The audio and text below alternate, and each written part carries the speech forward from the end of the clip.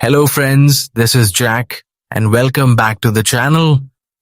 In today's helpful guide, we'll show you how to hide your profile on Facebook for more privacy by preventing search engines from linking directly to it. This can help you control who can find your profile online and add an extra layer of privacy to your account. Open the Facebook app. This is the official social media app used by millions of people worldwide to connect with friends, share updates, and manage their profiles. Next, see the corner of the screen and tap the menu icon. This will open the main menu where you can access different sections of your account.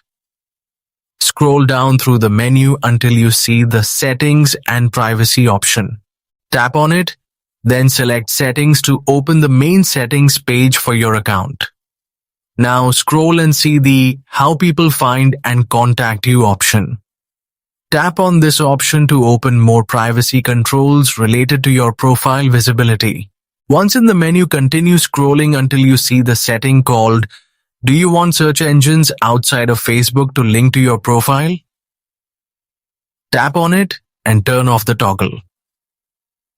Once this feature is disabled, search engines such as Google will no longer link directly to your Facebook profile, helping keep your profile more private. Thanks for watching.